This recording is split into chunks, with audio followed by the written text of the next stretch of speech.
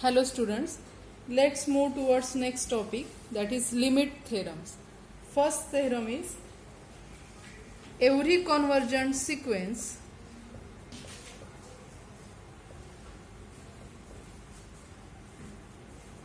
has unique limit. Now what is convergent sequence? A sequence is said to be convergent if limit of that sequence exists. Now if limit of sequence exists, then that limit must be unique. So let us prove it. Proof. Suppose that we will prove this theorem by contradiction method. That means what? We will assume that any sequence xn has two limits. Suppose that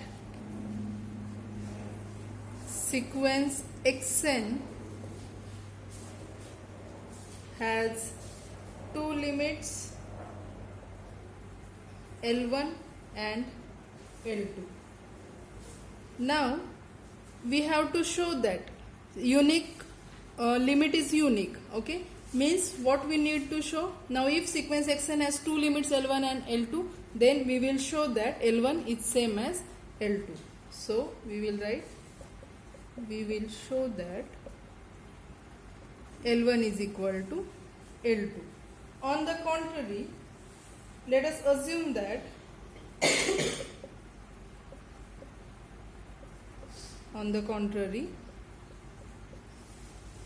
assume that L1 is not equal to L2.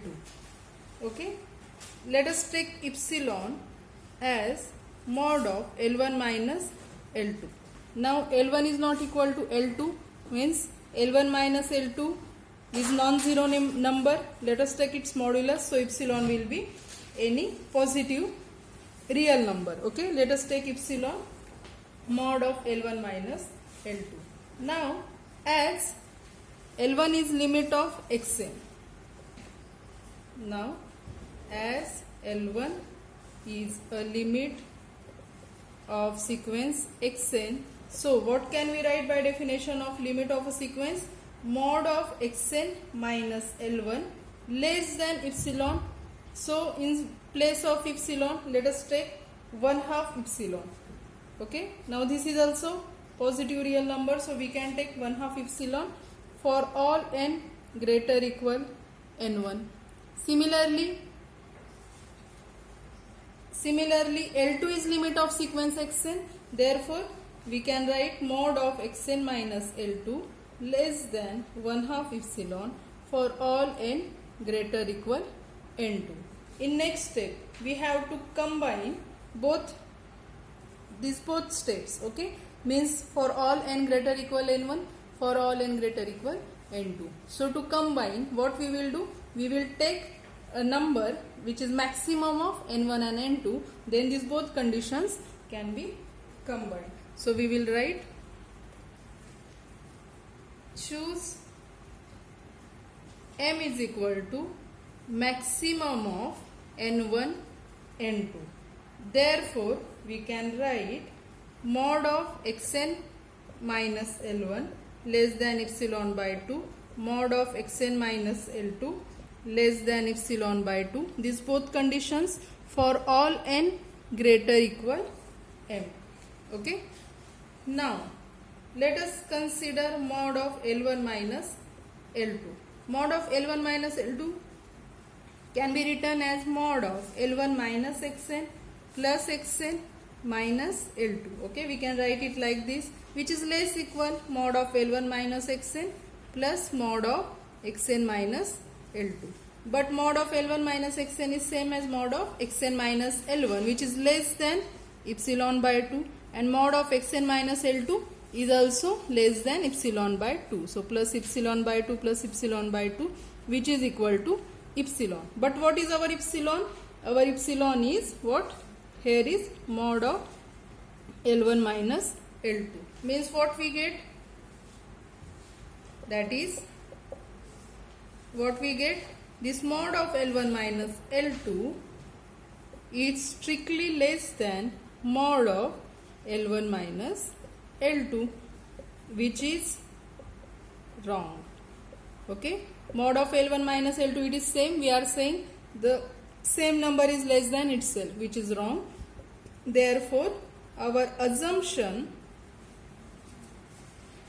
that L1 is not equal to L2 is wrong.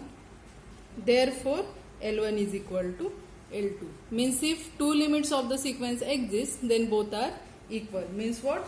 If the limit of sequence exists, then that limit is unique. Next theorem. If xn and yn are two sequences such that, what is given?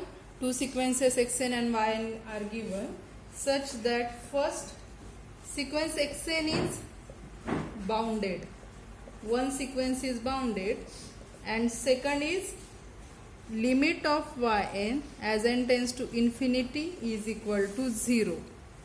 Then limit of xn into yn as n tends to infinity is equal to 0. What is given? Two sequences xn and yn is given. One sequence is bounded and limit of another sequence is 0. Then limit of product of two sequence will be 0. So let us prove it. So in proof, now what is given? Since sequence xn is bounded, so by definition any sequence is bounded means what? There exists a number k such that, now as this sequence is bounded, for this sequence there exists a number k such that mod of xn is less equal k for all n belongs to natural number. Let us give it equation 1. Again, what is given for sequence yn? Limit of yn as n tends to infinity is equal to 0. Limit of second sequence is 0. It is given. Therefore, what it means? By definition of limit of a sequence, for epsilon greater than 0, there exists a positive number m. There exists, let us say, positive number m such that mod of yn minus 0 is less than. Now mod of yn minus 0 means it is equal to mod of yn. Is by definition we say that it is less than epsilon. Epsilon means any positive real number which should be as small as possible. So in place of epsilon, let us take epsilon upon k. It is also positive real number. Why we have taken so? Because we have to show limit of xn into yn, we want it 0. So for adjustment purpose we are taking, in place of epsilon we are taking epsilon upon k. Okay, by definition. So there exists m means for all n greater than or equal to m. Let us give it equation 2. Okay, now we will combine equation 1 and 2. So we will write equation 1 and 2 implies we are taking product of equation 1 and 2. Therefore, left hand side mod of xn into mod of yn less than this k into epsilon upon k, which is equal to, which will be epsilon, and it is for all n greater than or equal to m.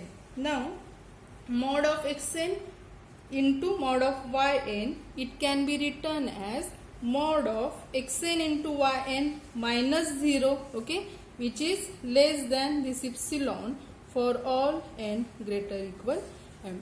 And then by definition of limit of a sequence, what can we say? Means for epsilon greater than 0, there exists positive integer m such that for all n greater equal m, mod of xn yn minus 0 less than epsilon. Means what? Limit of sequence xn yn is 0. So we can write this implies limit of xn into yn as n tends to infinity is equal to 0. Okay, means if two sequences are given, one sequence is bounded, limit of another sequence is 0, then limit of product of their two sequences will be 0. That is proof. Next theorem is every convergent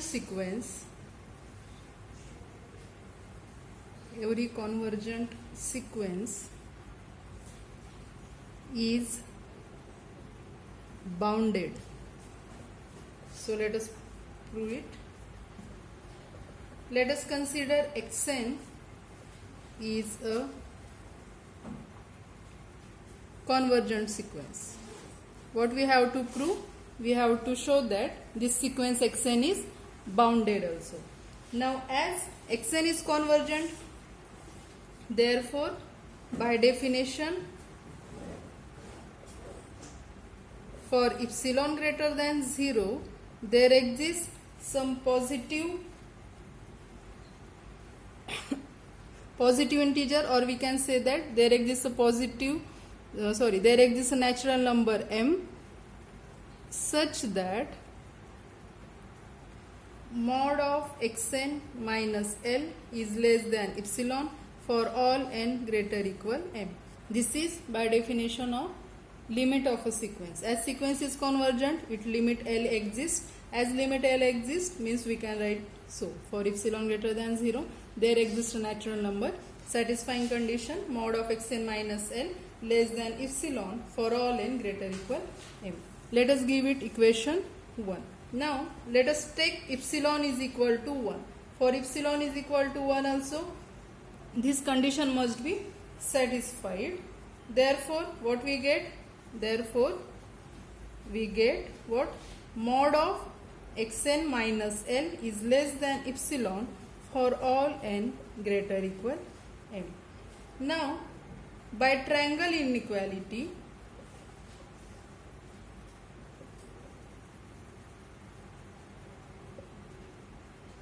we have seen it in first chapter, corollary of triangle inequality. What is that? Mod A minus mod B is less equal mod of A minus B. So we can write here mod of xn minus mod L is less than or equal to mod of xn minus L. Okay, this is our triangle inequality. So using this equation, mod of xn minus L is now it is less than epsilon. So we can write here, we can write mod of xn minus mod L is less than if we take epsilon is equal to 1. So here we get not epsilon, we are using 1.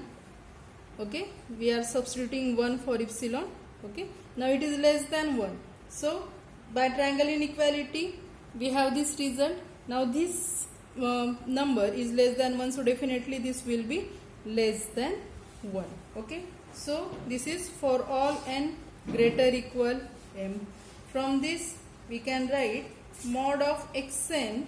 Let us add this, let us shift this minus mod L to this side. So this will be less than 1 plus mod L for all n greater equal m.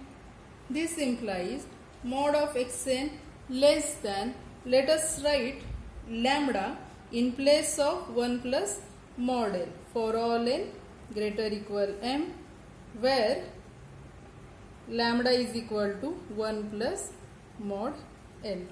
Here what we are writing, mod of xn less than lambda means what? Minus lambda less than xn less than lambda for all n greater equal m, means for all n greater equal m. If the sequence is s1, x1, x2, x3, somewhere here is xm plus 1 like this. So for all n greater equal m means all these terms of the sequence are bounded below by minus lambda, bounded above by lambda. Okay, now what about these terms? We have to show whole sequence is bounded, so these numbers must also be bounded. So up to this, what this implies? This implies all terms of the sequence from what? Sn. Okay, all terms of the sequence from xm plus 1 are bounded. Okay, now the next terms means remaining previous terms, that is x1 x2 up to xm minus 1 are not bounded. So for that, if let us take capital M is maximum of mod of x1 mod of x2 up to mod of xm minus 1, and here let us take lambda. Let us choose the number capital M which is maximum of the remaining terms of the sequence and lambda, then definitely the whole sequence will be bounded by this M. Then mod of xn will be less equal capital M. Now it is for all n belongs to natural numbers. Here we were writing sequence is bounded for all n greater equal M. What we have done later? We have taken the maximum of remaining term of the sequence and this lambda. So definitely mod of xn will be less equal M. Now it is for all n, means every term of the sequence is bounded below by minus M, bounded above by M. So this implies sequence xn is bounded. Therefore every convergent sequence is bounded. Okay, every convergent sequence is bounded. Converse of above theorem is not true. What was theorem? Every convergent sequence is bounded. What is it? Its converse. Its converse will be every bounded sequence is convergent, but that is not true. For example, converse not true means what? If the sequence is bounded, then it is not necessary that that sequence will be convergent. For example, consider the sequence xn where xn is minus 1 raised to n minus 1 for all n belongs to natural number. Therefore, the sequence xn will be, when n is 1 it is minus 1 raised to 0, that is 1. When n is 2 it is minus 1. So 1 minus 1, 1 minus 1, 1 minus 1, like this. Now this sequence is bounded because its lower bound is 1, upper bound is, its lower bound is minus 1, upper bound is 1. Therefore this sequence is bounded. But limit of this sequence does not exist. Therefore this sequence is not convergent. Okay, so we can write this sequence is bounded since minus 1 less equal xn less equal 1, but limit of this sequence does not exist. Therefore sequence xn is not convergent. Okay, let us take another example to show that converse is not true. So consider the sequence xn where xn is equal to 1 plus minus 1 raised to n minus 1 for all n belongs to natural number. So here sequence xn will be when n is 1, minus 1 raised to 0 is 1, that is 2. When n is 2 it is minus 1, so 1 minus 1 0. When n is 3 it is minus 1 square 1. Okay, So it is 2 0 2 0. This is given sequence. Here sequence xn is bounded, since every term of the sequence is bounded below by 0, bounded above by 2, but it is not convergent because limit of this sequence does not exist. Okay, so remember that every convergent sequence is bounded, but every bounded sequence need not be convergent sequence. Next theorem. Let xn and yn be given sequences such that xn converges to x and yn converges to y as n tends to infinity. One sequence xn converges to n, yn converges to y as n tends to infinity, and lambda mu be any two real numbers. Then first is sequence lambda xn plus minus mu yn converges to lambda x plus minus mu y as n tends to infinity. Second statement, xn into yn converges to xy as n tends to infinity. Third, mod of xn converges to mod x as n tends to infinity. Fourth, xn upon yn converges to x upon y as n tends to infinity if yn is not equal to 0 for all n and y is also not equal to 0. So what is statement? Two sequences are given, xn and yn. xn converges to x, yn converges to y as n tends to infinity. Lambda and mu are any two real numbers. Then first the sequence lambda xn plus minus mu yn. Now this will converge to, now lambda and mu are numbers that will be as it is. xn will converge to x, yn converges to y. So this complete sequence will converge to lambda x plus minus mu y. Product of these two sequences will converge to x into y. If xn converges to x, then mod of xn will converge to mod of x, and xn upon yn converge to x upon y as n tends to infinity if this yn should not be equal to 0 for all n belongs to natural number and y should not be equal to 0. So let us prove it one by one. So in proof, let epsilon greater than 0 be given. Again, what is given? As xn and yn convergent sequences and xn converges to x and yn converges to y as n tends to infinity.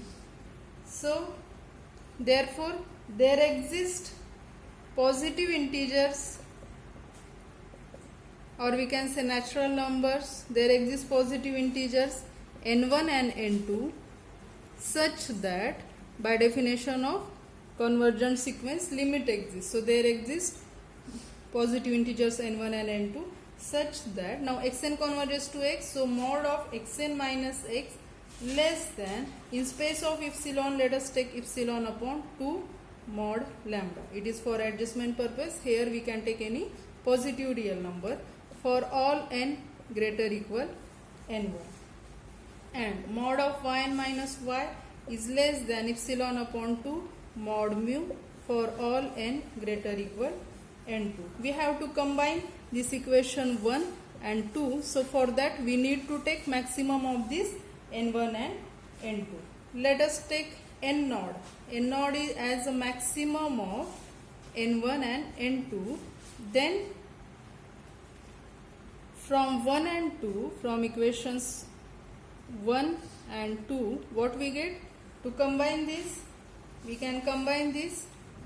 So let us combine equation 1 and 2 to prove.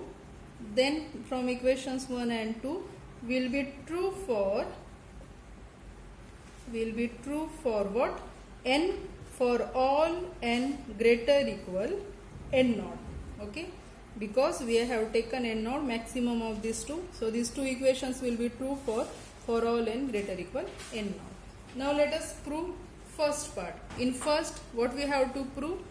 The sequence lambda xn plus mu yn converges to lambda x plus mu y. So first consider left hand side. What is that?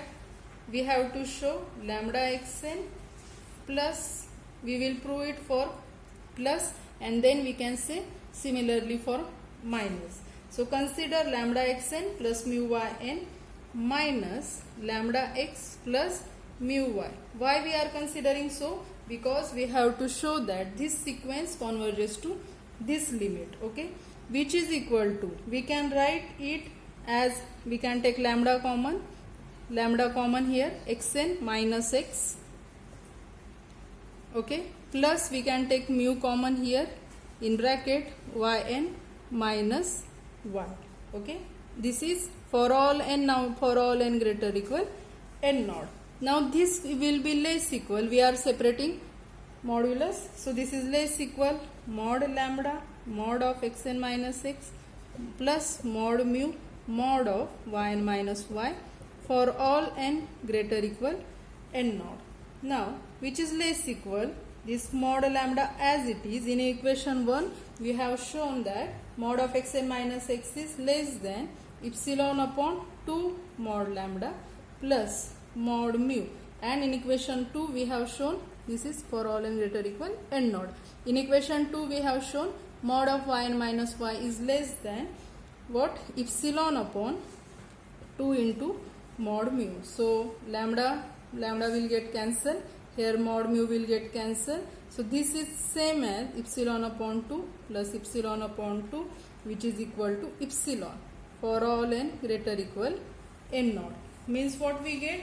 What we get here, this implies that this modulus lambda xn plus mu yn minus lambda x plus mu y is less than epsilon, okay, this less than epsilon for all n greater equal n naught. Means for any positive epsilon there exists a natural number n naught such that for all n greater equal n naught this condition is satisfied.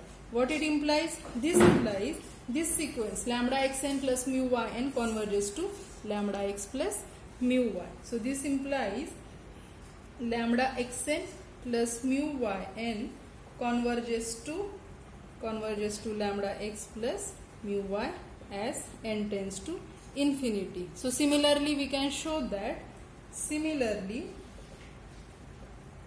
lambda xn minus mu yn converges to lambda x minus mu y as n tends to infinity, okay. So from 4 we have proved first statement, okay. Let's stop here. Second, third and fourth statements we will prove in next lecture, okay. Thank you.